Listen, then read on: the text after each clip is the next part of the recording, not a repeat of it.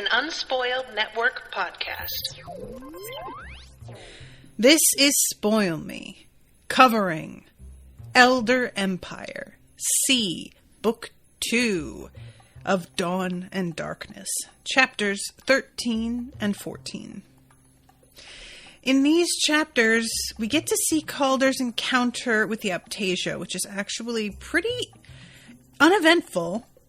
And then we also get to see Calder's escape from the Elder Spawn, and that is very, very eventful. Welcome to Spoil Me.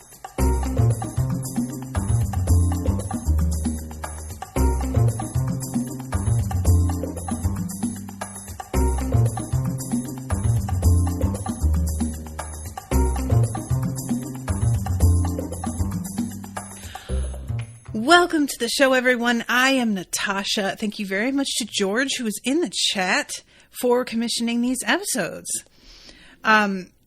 This was another instance of me wanting to curse myself because I, once again, only had 36 pages to read in this section. So, again, I'm the one who divided them up this time, and I hate myself and wish I got to read more. But as I was saying right before I started recording, I also don't want to read more because I don't want the series to end because it's super fun. So I am just destined to be disappointed and unhappy with myself no matter what. Yay! All right, let's start talking about chapter 13, which says, it starts with an excerpt that says, "When the shades of Urgnaut take a city, it vanishes entirely. When the children of Nakothi take a city, it is defiled. When Akhmagut inquisitors take a city, it is depopulated." From the original Black Watch Bestiary of Elders, I just need to take a moment to acknowledge that bestiary is one of my favorite words on planet Earth. It's just so evocative. It's got a vibe, you know? And if this were a bigger franchise, there is no way that Will White does not create an Elder Bestiary and release that as a standalone volume. Now, I would like to say for the record, he's welcome to go ahead and do that anyway, even though this may not be the big franchise like I believe Cradle is going to be. But I have such trouble imagining the bonkers elders he describes sometimes that I feel like it would be helpful. At the same time, I don't know that I want to look at it. Those things sound very ugly. You know? But anyway, I just wanted to put my name in, well, not my name in the hat. I guess I just wanted to chime in with my 2 cents about a bestiary being a cool thing, and that this series feels like it could really do with one. So we start off with the imprisonment on Silverreach and all of them being abducted and separated, men and women. Jerry is watching this because we're in her POV to begin with not really any sort of respect or feelings of investment regarding what they're facing in terms of it being an elder and them being in danger, or it's all about the fact that she is contemptuous of the other Sleepless. And I thought that this was really interesting because I understand that she isn't as afraid of elders as she should be. That said, the other Sleepless are reacting with fear when she is not, and I can't tell if that is because they aren't, like, really sleepless, and they just decided to come over because it was one of the only ways to survive everything that's going on here, or if they're just brand new, because we saw that there had been, like, a sleepless priest, or whatever you want to call them, talking to the crowd at Silverreach when Shara was there. So maybe they're new converts. But I did think it was surprising that these people are in the midst of dealing with an actual elder and they're still afraid of these inquisitors. And here comes Jerry, and she's just completely unfazed by them. I can kind of understand her feeling of contempt. It's like, but once again, she's focusing on something that I feel is so the wrong thing here, you know? And I can't help but wonder if she just genuinely doesn't feel like she's in danger. Does she really just believe that she hasn't got anything to worry about? I know that she's got her soulbound vessel. She's got a means of defending herself that she hasn't tapped into yet. But I still have a hard time wrapping my head around how confident she is all the time. And so far, there has only been like the one instance where it seems that she feels genuinely threatened. There have been times where she's angry because she's been, imprisoned on the Gray Island or whatever, but she never seems to think it's a threat. It's just a nuisance and an annoyance. So when she's finally busted out of that cell, and the way all of that almost goes left for a second, that's like the closest I feel she's ever been to genuinely shaken in a way that made her reconsider anything. And otherwise, she has seemed to be very consistent, and she has seemed to believe the same thing from the beginning to this moment. I really... Look, I'm just going to say, this is a spread of what, 10 years in total, like starting from the very, very beginning. I have had to tell myself this, by the way, which is why it's sort of at the top of my mind, and probably nobody else would bother commenting on this. But I am beginning to do some marketing pushes for Unspoiled because a bitch is broke. And I have been thinking about the fact that I'll be promoting shows that I recorded years ago, in which I may have some views or use phrasing or whatever that I no longer agree with. And I am going to be sort of putting myself out there in a way that I don't think a lot of like media quite does in such personal terms, with a time capsule of my evolution. And a part of me felt a great deal of anxiety about that. And another part of me was like, okay, I get that. And, that is a valid feeling. But also, you have grown a lot over the past 10 years, so much though, so that a decade ago, you were saying shit that you would find unconscionable today. And that's real growth. And that's not something to be ashamed of. You just have to own that it was a process. And Jerry doesn't seem to have come quite this far. Like, I don't want her to be disillusioned because I enjoy the spectacle of somebody being, like, it's not for the sake of it. I want her to like feel consequences in a more profound way and I don't really know what that would even look like, because she has lost friends and Calder has almost entirely turned his back to her. Now, I will say, I don't think that's like true, but it seems that way. And yet she has still not changed her mind on anything. So in terms of the feeling of consequences or anything that was high stakes enough to make her change her mind, I genuinely don't even know what that would be. Because it feels like everything she has is sort of hinged on this to begin with and is already falling apart. So what do I know? Asher's in the chat. Hi, Asher. For a person who worships the Sleepless, she sure doesn't seem to understand what they're capable of. Sometimes I think she has no self-preservation instinct. Same. And this is part of what's stopping me from thinking she's just an idiot. Because if this were, Calder can be this way sometimes too, and seem entirely certain that he is in a winning position in a situation where I'm genuinely like, I don't see a winning position. What do you even... But it feels different with Jyrene, and I don't know if this is entirely invented, but we know that there was some sort of like major event during her initiation that signaled that she was like a prophesied whatever, you know, like she was going to be somebody of importance within the Sleepless.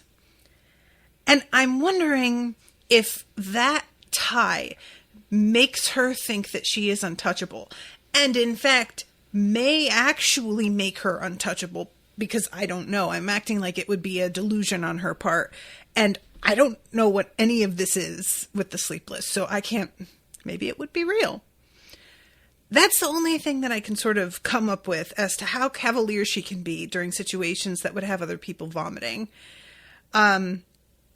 So yeah, it's just a weird situation, because part of me, I have admired her as a character so often for being totally fearless, and have been genuinely delighted at how surprising this is to see in a woman character who is like fairly important. You know, this is often making somebody kind of rush into danger. That can be a sidekick kind of trait. But this scene, I thought she was going to have a bit of a moment, and instead, this shit doesn't go, I think, any way that she planned. And yet, apparently no harm was done to her at all. So, I don't, like, maybe she didn't get what she thought she was going to get out of it, but it certainly didn't seem to scare her in a real way. It didn't make her reconsider anything about who the elder, I just don't know what to make of her. I really don't. George says, I think they loved her because she was always crazy and didn't fear them at all. I think she's just got some mental issue, LOL.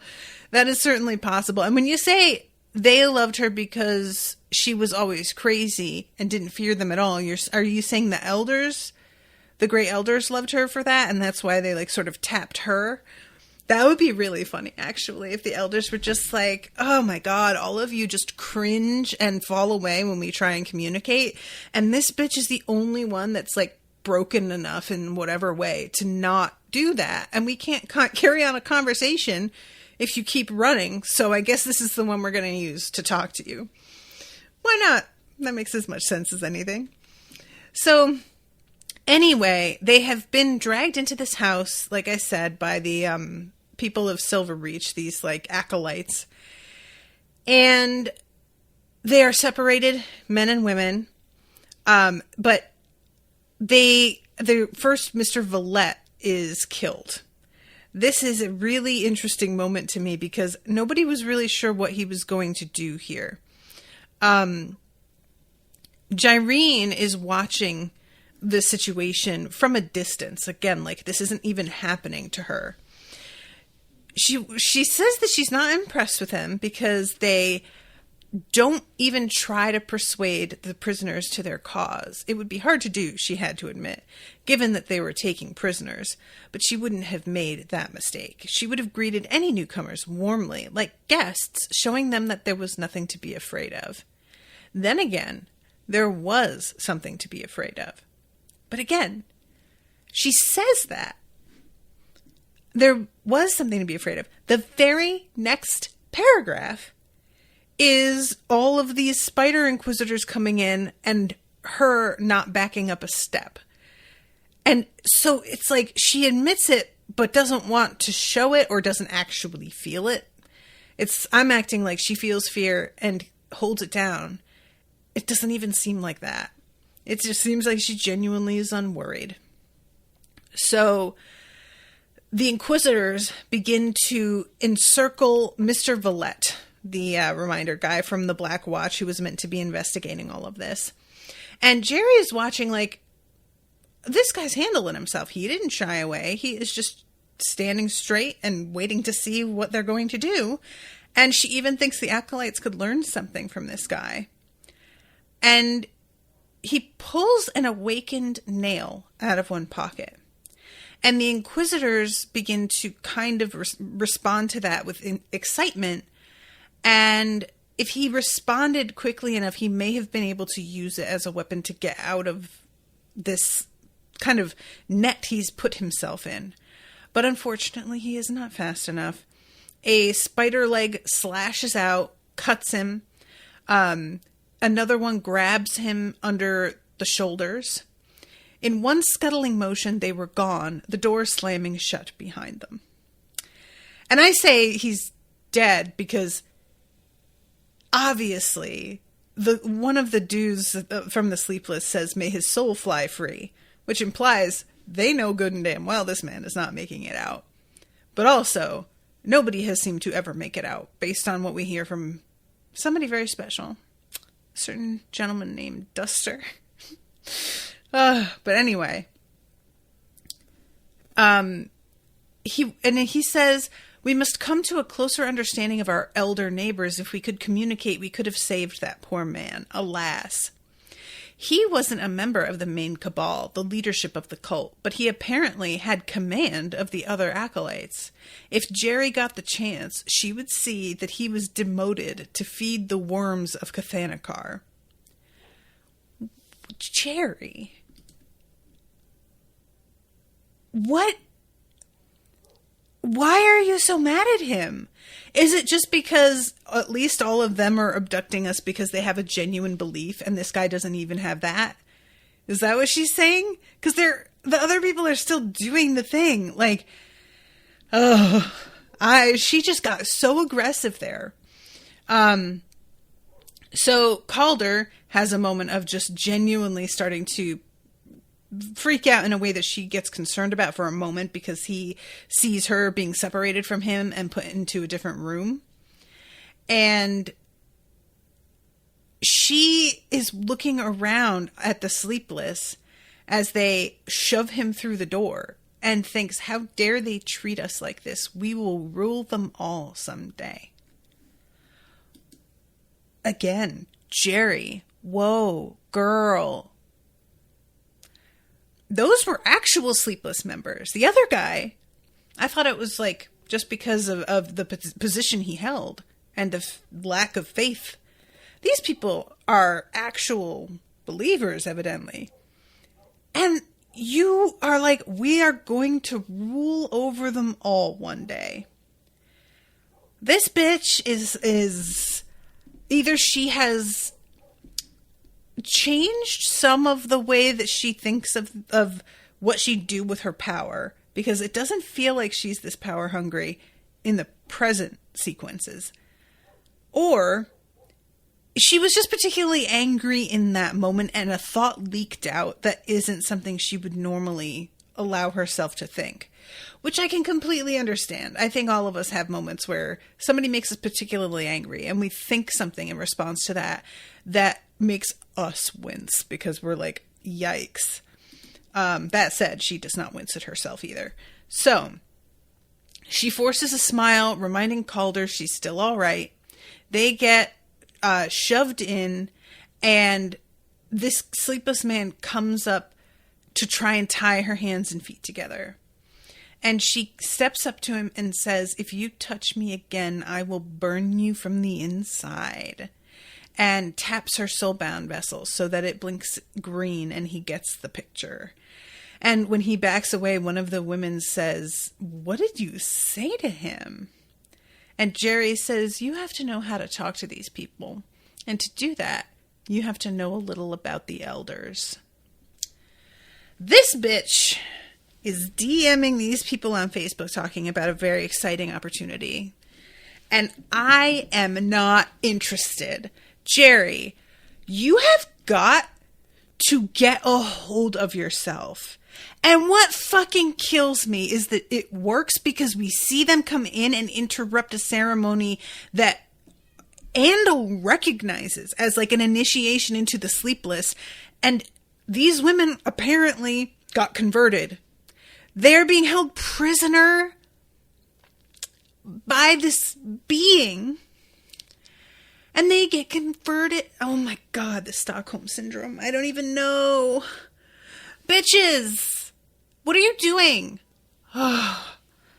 It makes me crazy. And I think it's very, very smart of Will White to have that whole conversation take place off page. She thinks to herself, I would welcome them, try to convince them. It would be an uphill battle, but I still would. And then she actually puts that into action, but we don't have to sit and watch the arguments that she makes because I think it would drive me too crazy. I don't think I could handle it. So then we go to Calder's POV, and he is extremely angry about this entire situation. The fact that there are human beings helping to do this to him. There are elders involved, and he can understand elders being involved in this garbage. But human beings he can't forgive. And he thinks, how short-sighted or cruel did you have to be to take orders from a great elder? Followed by, more specifically, what were they doing to Jerry? Elders are not hurting Jerry. Calder, he just... I wish, this is the one thing about these books, I wish we got a little bit more of him thinking about her faith and his judgment of it. Because it feels like we get him reacting to her in person, but when he's sort of in his own mind, he doesn't think about her that often. And I think that's purposeful. Like he would, this is what happens when somebody betrays you to this level and they are this close to you. It makes sense to me that you would push it out of your mind as often as possible. But I haven't gotten an update since, and I'm assuming that shit is going to happen after, like, Lucan gets killed. But I want to see if his feelings on that have evolved in any way. If maybe he's even more angry these days than he had been. I don't know. But the fact that she turns up in this, like, the weird lump of flesh that was surrounding the Optasia, and we don't get that much about how he feels regarding this. I thought that was surprising. So anyway, sorry, I'm going to bounce. I lost my page. There we go. He gets dumped, and there is an old man here with a mane of wild gray hair, and he's sort of like mocking him because Calder is still twisting himself around trying to get his wrists and ankles untied. And this is really so sad. The boy who had tried to escape was shoved in a corner, wrists and ankles tied, just as Calder's were. He had a look of absolute despair on his face, as though he knew what was coming, and it was too horrifying to think about. There is something about that really breaks my heart. I mean, this kid almost so close. So, this dude says, are you squirming because you think you can fight Elder Spawn with both hands tied? To which Calder says, I've seen worse. And he's like, and I have actually. I'm not even posturing. I genuinely have seen worse. My life is kind of a mess. And it turns out that this dude is Foster. It's so great. I love the way this goes. I'm Andel Patronus, a barnacle. Oh, no, wait. Sorry, Andel doesn't say he's a barnacle. He introduces himself as a... sorry, I'm trying to find the spot here. Here we go. Calder Martin, Navigator Captain. Imperial Prisoner, Andel corrected, under the supervision and probation of the Navigators Guild. Ah, the old man said, nodding as though the picture now fit perfectly. And you are? Before Andel could introduce himself, Calder stepped in. This is Andel Patronus, a barnacle that attached itself to my ship. Somehow I can't seem to scrape him off. Andel ignored Calder, focusing on the old man. And you are? Can we just talk about the fact that Andel doesn't even, stop? He is so... The thing about Andel is that he has such big dick energy that all the little petty things Calder does to him make so little impression he feels no need to even respond. I cannot imagine having that kind of like security in myself that I wouldn't. This kid comes out and is like, oh, this is a barnacle I can't scrape off, when he is in major trouble and owes like a lot, but he's still going to have an attitude with me, really? And I would say something because I cannot resist, because I am an argumentative little fuck. And Andel just asks that man what his name is. Doesn't even acknowledge it. How do you elevate yourself to that level? I wish in a theoretical way, but I can't imagine foregoing the satisfaction of the immediate, you know what I mean? So I don't wish in my heart of hearts. I know that's a morally superior stance and behavior, and I can't seem to want it. So anyway, I just had to take that moment to acknowledge how completely Calder does not bother him, because he really doesn't take him seriously. And we see later that he reconsiders a little bit of that. So he says, and you are? And there's an ellipses. Duster, he eventually said. Calder and Andel stared at him together. That was a strange pause just now, Andel said, just as Calder began. If you don't want to tell us your real name, Duster. If I say my name's Duster, it's Duster. But he's like blushing. And he says something about how he used to be a gunsmith. And all of a sudden, Andel is like, huh. And he seems to get it. I can't decide if Andel starts to get it because he is just more familiar with what the man looked like based on reports. Like, he obviously is working with information that Calder doesn't have. It's implied that he's just smarter than Calder. You know, like, and I'm not trying to say that's not true. But I didn't understand why Calder immediately recognizes his name. When he says his name, there's just a long pause and Calder is genuinely impressed. And yet he doesn't figure out that's who this is. And it's almost immediate for Andel. So anyway, he has a gun, as it turns out, that he hid, but he has no bullets and no powder or anything for it. And Calder is like, still, that's pretty good. And then he says something about how he will invest the latch so that they can escape. And Duster is like, I'm a reader and that can't be done. And if you try and do it, you are going to fuck yourself and everyone here up. And I've been in here 3 days. When it started, there were 40 of us. Calder looked at the room's 8 total inhabitants, 4 unconscious or debilitated men, 1 little boy huddling in the corner, and the 3 of them. Ah. And he says the spiders pull a handful of us out at a time, and I'm not expecting any of them back, if you follow me. Now, I will tell you guys what. I misheard it, because I was listening to the audiobook, as the elders pull handfuls out of us, which I am certain is probably the ultimate goal here. But initially, I was baffled that he was saying this so incredibly calmly. And it turns out I just misheard that. And Calder is just like, dude, if you're a reader, you've been here 3 days, you haven't found anything that we could use? And Duster pinched the cord between his wrists and pulled it apart. It tore like spun sugar. Been working on this the whole time. Not that it will do me any good. First thing I did was try the door, and guess what?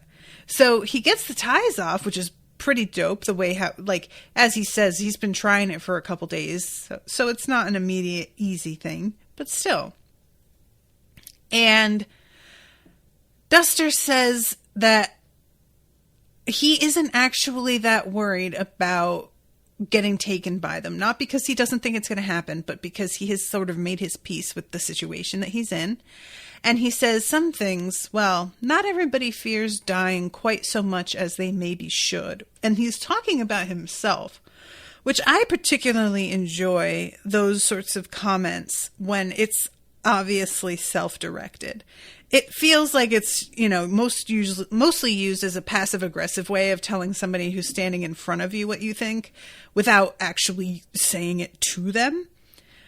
But when it's pointed at yourself, there's something about it that's like, I am aware that I have a problematic behavior with this. And it just reveals a lot about them as a person in a very short time. And we know, by the way, Duster, remind me again, George, because I think that I remember something happened with Duster's like wife and kids, right? Foster's. I remember that we heard a vague, like, big picture, a couple of sentences about what happened to him, but I can't remember if we ever hear from him in the previous book. I feel like somebody was talking about him and just giving the broad strokes, as they say, to someone else. So whatever. Okay. Yeah. George says, yes, we got that vague knowledge, not from him. And Asher says, yeah, he doesn't talk about it. Okay. So the fact that he is this sanguine about maybe being disassembled by these things makes a lot of sense, considering that we can probably assume he is just coming off of losing absolutely everything that mattered to him. And I get it. I'm not even in that position at all. And sometimes I feel like this. So, and Calder is thinking over what to do, and he just keeps considering and rejecting plans and thinks about how much more information he would really need if he were going to try and make anything that was organized or, something that he could guarantee would work. And Calder says, we're going to have to fight someone or something, and we can't do that with an empty pistol. If we had at least some powder and ammunition, that would be something. And Duster points to the sidewall and says, I have tools. There are no weapons, but I could build a whole gun with the spare parts and tools I keep in there. And Calder is like, what, guy, you said you didn't have weapons or any, and he's like, I don't. I have my tools. I know where they are. I always know. And this is when Calder realizes that he's a soulbound, and he's like, then how are you still in here, and shouldn't you be an amazing gunsmith? That doesn't apparent. Maybe that's the part. Well, no, because it happened already. I was going to say the thing that makes it such a guarantee for Andel that he knows who this guy is. But basically Duster is like, yeah, my soulbound vessel is super good for what it is that I do. But I can't fucking shoot fireballs at our enemies with these. So yeah, it's not going to be hugely helpful. I'm sorry. And finally, Calder's like, all right, get your tools, and we are going to make enough like powder and shot for at least one bullet. One single opportunity. And Calder is like, wait, are you serious? Is that your plan?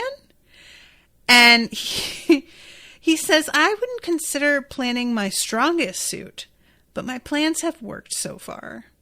And the gunsmith looks at Andel and says, have they? And Andel's like,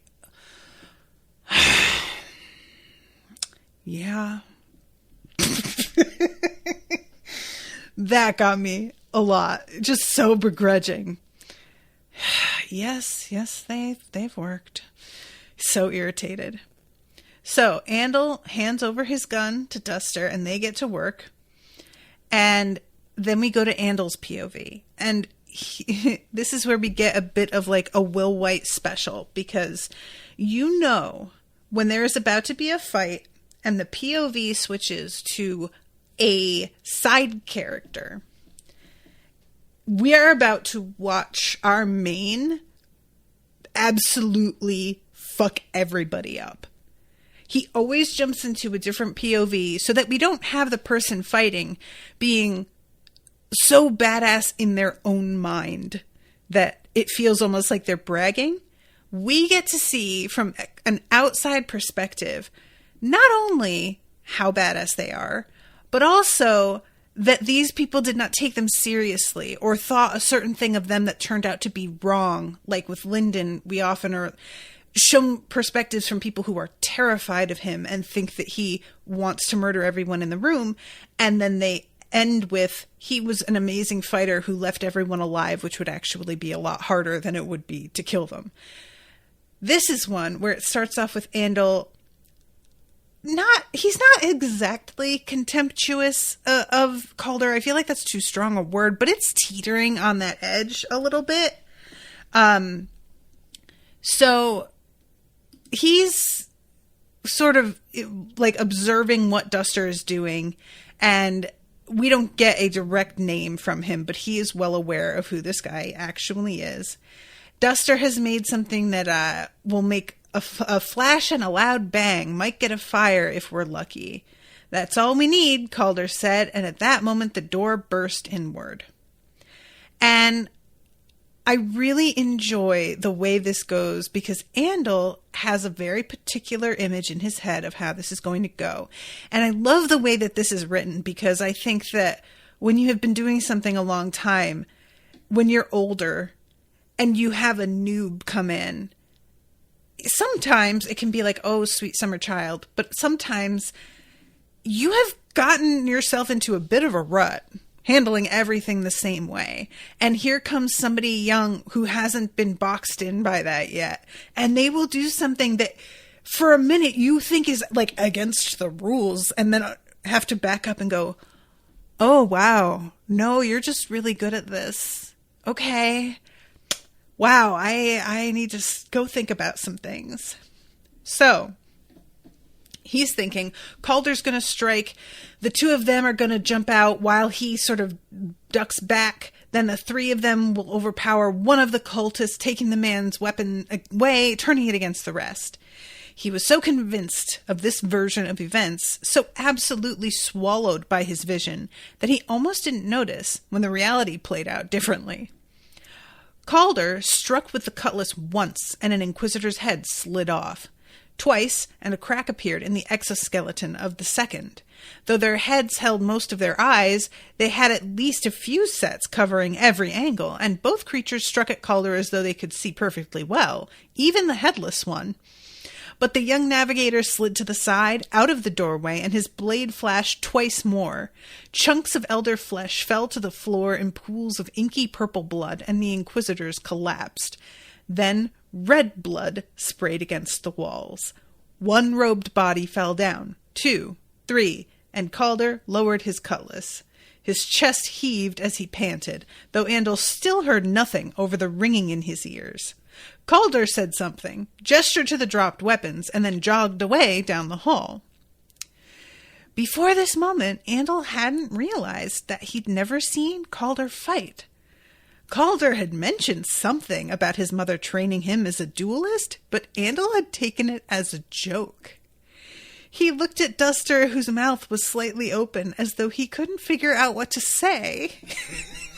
One of the cylinders blazed in his right hand, its paper fuse lit, and he absently extinguished the flame between two of his fingers. I love this so much. This man has an explosive prepared, fully expecting to need this thing. And it hasn't even had time to burn down all the way. And Calder has taken care of everyone and already run off. That is comedy. Oh, I love that moment so much because I needed it as well. I forget he can fight, and I think, what a goob, so often.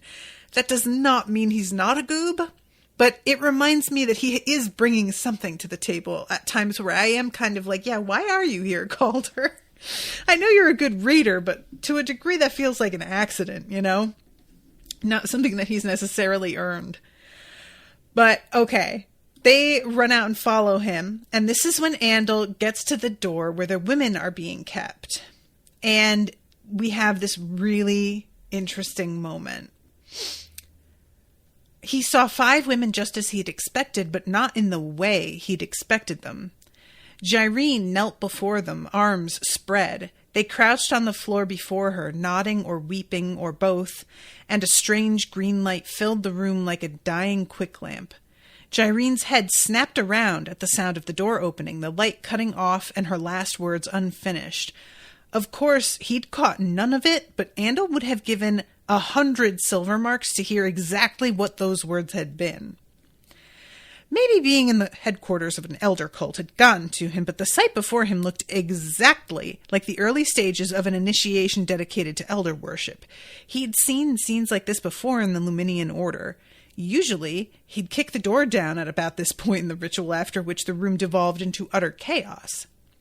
Jyrene's eyes flashed with anger and irritation before snapping into a mask of happiness and relief. Tears even welled in her eyes, and she rushed up to him, saying something with a smile on her face. Andel took a half step back. It was how fast she'd covered herself, more than anything else, that told him something was actually wrong here. Only madmen or actors went from angry frustration to tears of joy in a half second. This is so fascinating to me because I would think the 100% same thing as him in this instance, except that we know how much Jyrene cares about Calder. She genuinely does. It is about Calder a lot of the time in her head. So he is seeing her like tears of joy as pure act, and I don't think they are. I think she looked up with irritation because she was about to do something, and she thought that these were some more Sleepless coming in, and then it turns out to be Andel of all people, and it's not actually just her covering herself. It is her thinking their potentially chance at escape is interrupted, and then realizing escape is at hand and they haven't killed the guy that she's into yet. So like I said, I completely get where Andel is coming from and why he feels this way. And if I were in his POV, I would think that too. I totally think I would. But I don't think it's as simple as it looks. I think she's just got complicated feelings, and there was a sudden change in circumstance that startled her and caused a genuine shift in emotion and response. Only madmen or actors went from angry frustration to tears of joy in a half second. Andel, I'm going to quote Hermione here and say, just because you have the emotional range of a teaspoon does not mean that people can't switch from one emotion to the other at the drop of a hat. Like, it's not the drop of a hat, to be fair. It is a giant change in circumstance when somebody thought that they were going to die, which feels like if there's a time we're going to forgive changes in face and emotion, this would be it. I'm just saying. So I think that this moment, still, he did catch her in the midst of about to do an initiation. He is right about the object of what she's doing here. But I find it interesting that in this spot, that sentence about madmen or actors is highlighted by a number of people. And it's looking like about 90 on my Kindle, which I really always get this way. I'll see things that get highlighted by a lot of readers, and I'm like, really? That's the one that there are great sentences in these books. And that one feels like the kind of thing that is used to, it could be weaponized, that kind of statement. And I don't agree with it in the first place. I don't even know if Will White agrees. He's just saying something from the POV of this guy. But seeing that that's what got highlighted, I just want to be like, have you guys been paying any attention to Jyrene's point of view? Why wouldn't she be overjoyed? Anyway, it just suggests that they believe his entire take on the situation is 100% right. And I urge you all to stop and think for a moment. That's all I'm saying. So anyway, he gets distracted out of that situation because they're fighting their way out, and they finally get onto the Testament and get out to sea. And they have brought people from the town with them. 9 of the 10 passengers they picked up in town were asleep. And this is when we have the beautiful moment where Calder finds out who Foster actually is. And it's preceded by him having a real moment of kind of delayed shock at what just happened. His hands shook on the wheel and his knees begged him to collapse onto the deck. If he did, he wasn't sure whether he would fall asleep as soon as his kneecaps hit wood or if he'd melt into tears. The danger of Silver Reach had come too close, and more than that, it was too personal. They'd grabbed him, taken his weapons, kept his crew, locked Jerry away where he had no idea what would happen to her. And it's just a really interesting moment of him talking about how in combat he feels absolute clarity. And it's afterward that he has this moment of like, oh my God, I almost died. And it doesn't really hit him until later. And I know this is a silly comparison to make, but I'm going to go ahead because that's what I do. I have this with stage fright. I will be completely in the moment when I'm in the middle of literally either being on stage or just performing. And it's not until I step out of it after that I begin to sort of feel the like clammy hands and panic of, oh my God, I was just in front of all those people. And it's a weird thing. It's like you sort of are outside your body, just going ahead and doing it in the moment. And then the rest of your body catches up afterwards. And it's like, are you nuts? What were you doing? It's just a weird moment. So I feel I completely understood how this would catch up to you afterward, especially if you're a really good fighter. Like, being really good at things is often 50% just being present in the thing you're doing. And I can see how more present you get, better fighter you are. So anyway, he's sitting there flipping out, and Shuffles lands on his shoulder. And he suddenly realizes, like, I don't get it. I was almost killed by a giant elder and his elder spawn, but then this creepy tentacled thing with bat wings is very comforting. Why am I like this? And this is when Duster walks up to him and is like, hey, your cannons are garbage. If you want to give me a hand over here, I will knock them overboard for you so we don't have them weighing us down anymore. And then he says, if I don't have anywhere else to go, if you can give me room to work, if you give me a few silver marks and food and a place to sleep, I will hang out and continue to work for you, and might be able to upgrade the rest of your equipment while I'm at it. I love this. Calder all but froze, like a man afraid to startle a deer back into the woods. This is my favorite. The sudden realization that you might be about to get something, and you neither want to display how completely desperate you are, but you also don't want to act so aloof that they're like, well, fine, I guess you don't need me. So he says, Duster, look, I am not saying no to this, but I don't know how's your aim? And Duster says, dude, my aim is very, very good. Is essentially all it comes down to. At 100 paces, I could shave you clean. And Duster wraps this moment before Calder realizes by saying, the only thing that you need to know is that I am not going to kiss the Emperor's ass.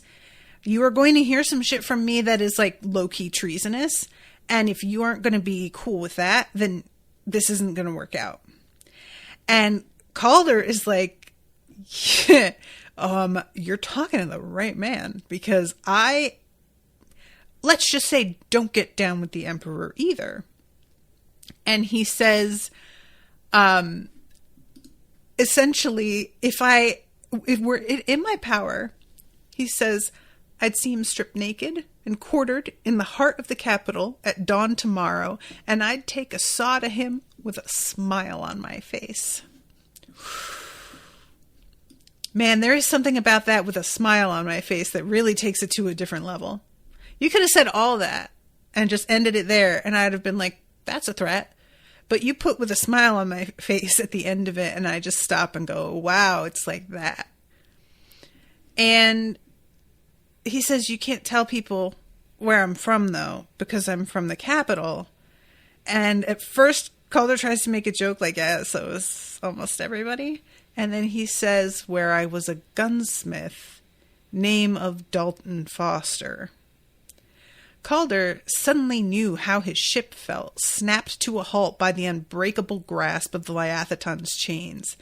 He stood speechless for a moment before saying, oh, yeah, I see. Yep. Of the dozen questions floating around in his mind, he only had the presence of mind to blurt out one.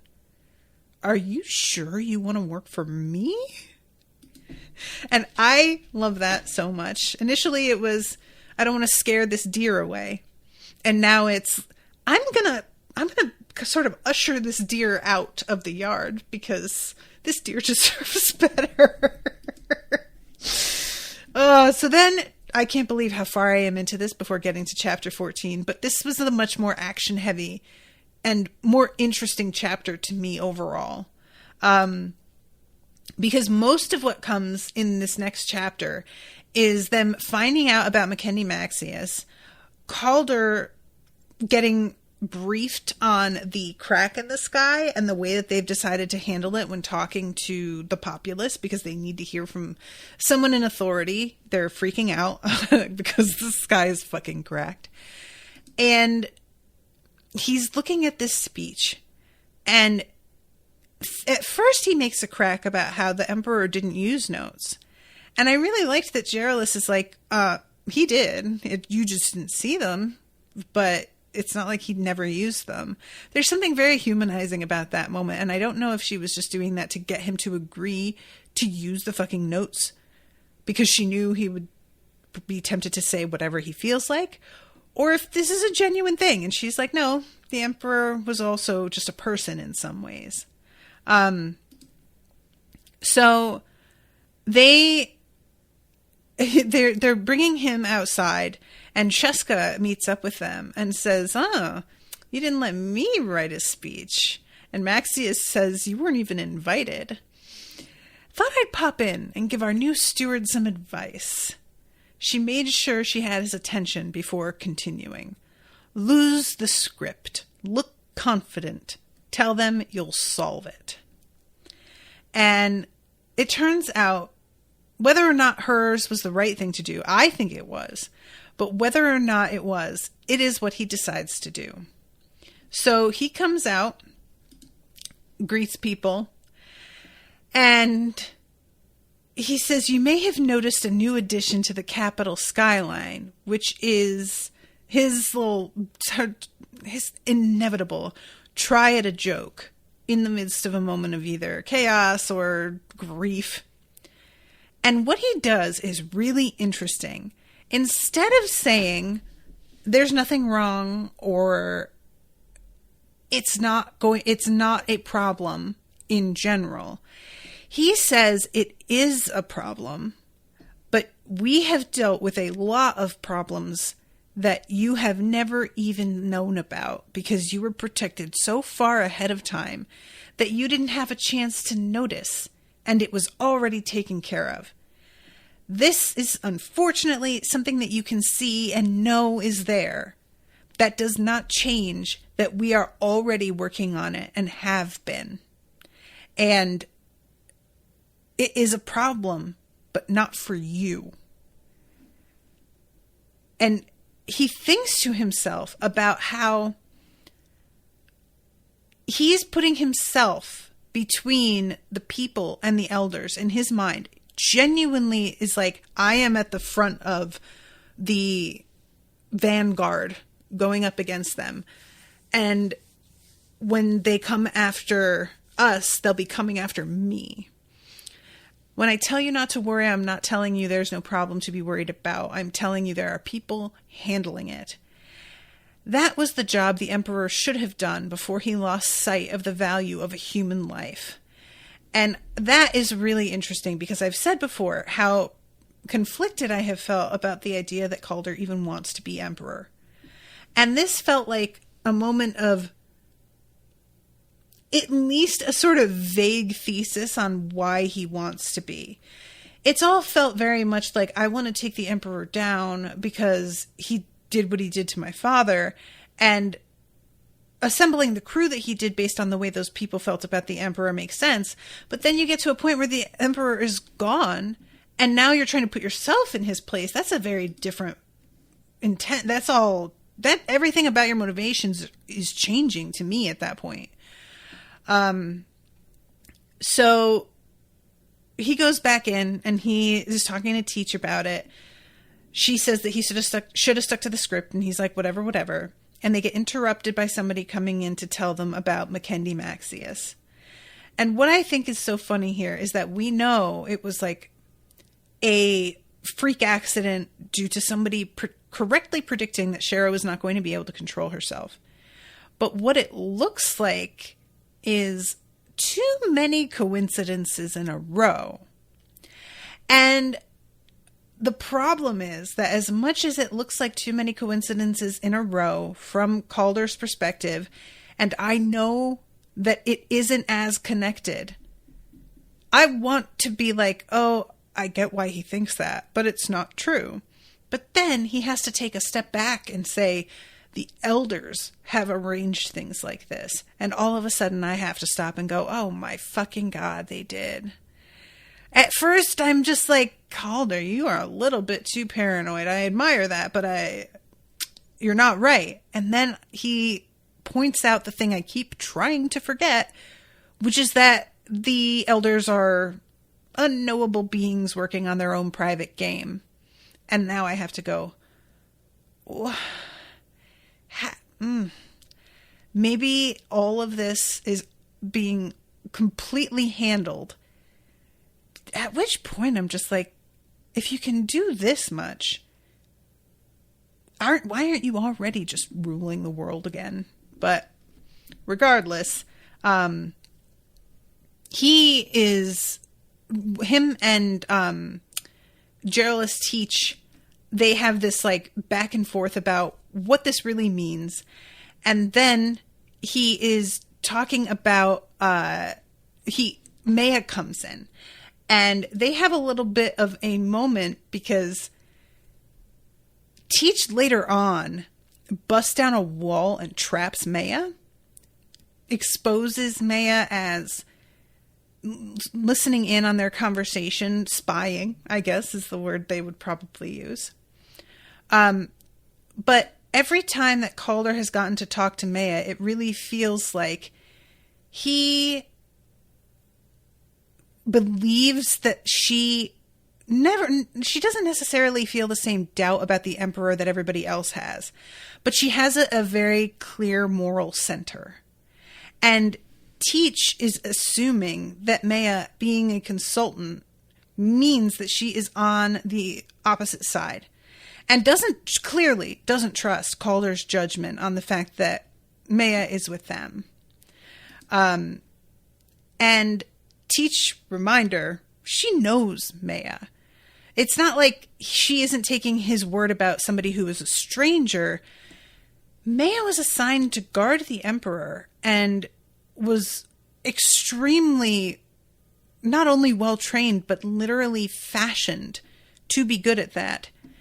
The kind of devotion that Maya shows to the consultants is a rare thing.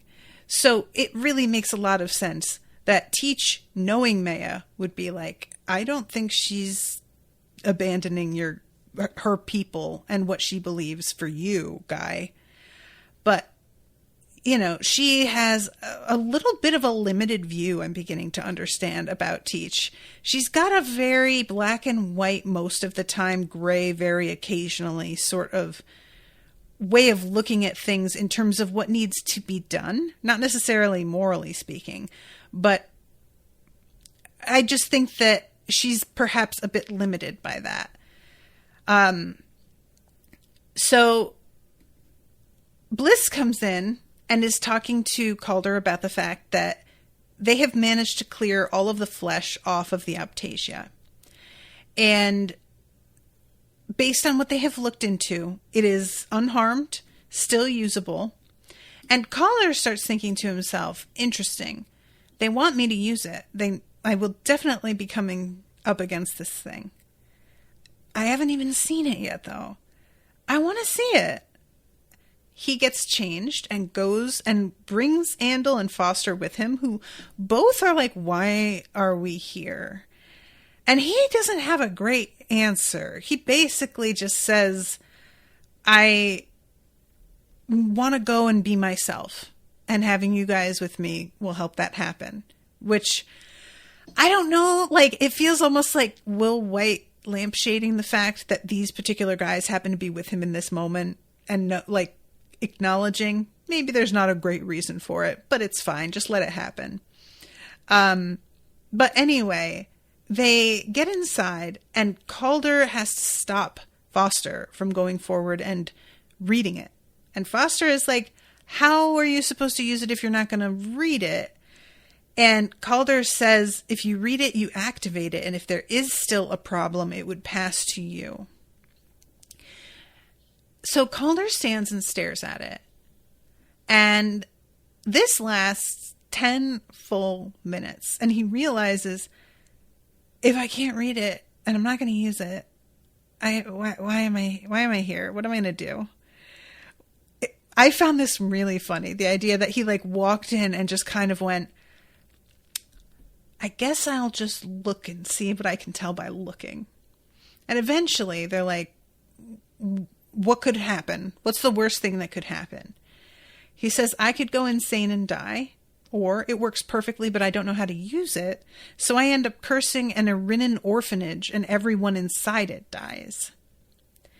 And I'm dying to know if that's a possibility. Like, I am going to assume, being a reader, that he has a vague sense, or no, not a reader. Andel is a Luminian. But he goes on, the guild has all verified that the Optasia should be in working condition. So I don't know how likely that is. And they leave. Calder has resigned himself to the fact that there's nothing more to be done here. And as they're leaving, he's trying to feel around in the atmosphere and the machine itself and see if there is something that feels strange. And the doors close behind him, and he's continuing to sort of reach out to his senses, and then realizes that somebody is in the room. Somebody has dropped in after them. And the timing of this, I don't remember being in Lucan's point of view and if he sees them leave, but if I'm not mistaken, Lucan listens until people leave. And it's just vague people to him. I'm not sure that he was aware exactly who it was. But knowing that we're about to have the Lucan moment, and then I had to stop reading, it was agonizing, you guys, because I am so desperate for what this looks like on their end of things. I know that we saw a lot of it very much for what it was. Lucan's point of view, I tend to trust a little bit better than Shera's, because she's not great at reading emotion. And Lucan's a literal reader. But there is that point between, doesn't he get knocked out? And also the point after he's killed and then they head over to the Grey Island. I am dying to know what went on there. Jerry has been so certain that there is a way to save Calder and fix the situation and convince him. And then she kills Lucan. And I want to know how he reacts to that too. Because he's not like attached to Lucan in a way that necessarily feels like he would take it personally, but the kid's an asset who they were planning to work with who had serious powers. And the murder of him was merely to keep him from destroying the Aptasia, I would guess. She's not going to destroy Calder, I notice. Maybe she's... Because Kelorak didn't specifically tell her to kill Lucan. She did that on her own. That was her split-second choice. Yeah. So that has to be it, right? Unless there's something else that I'm thinking of. But I think it was just because she goes after Maya as well. I think she was just like, I'm going to kill the consultants because I don't want you guys teaming up to destroy this thing. I'm assuming she's pretty certain they can't do it by themselves. There is so much coming. George says he knew and watched them leave. He equals Lucan. Okay. All right. Well, guys, I will be seeing you on Tuesday with the next chapters. I'm super excited. I get to read slightly longer this time. Hurrah. And apologies for always going over. I skipped some things in here with the confrontation with Maya, but it was like, I feel like I covered it. So I just wanted to mostly talk about what happens with him when he sees the Aptasia, because I don't know about you guys. I was expecting for him to walk in the room and have this sudden sense of it. Not because he was reading it, but maybe because it had a sort of like aura or pressure coming off it. And I was really surprised that he didn't feel much of anything, you know? So I wanted to talk about it just because I was a little bit surprised at how low key it wound up being, and him just standing there staring at it and finally leaving without having done anything. Just literally all he did was look. It was just surprising. All right, I'm going to wrap up, but thank you guys again very much for hanging out with me in the chat. Thank you to George so much for commissioning these episodes. Been super fun to cover. And until next time, toodaloo, motherfuckers.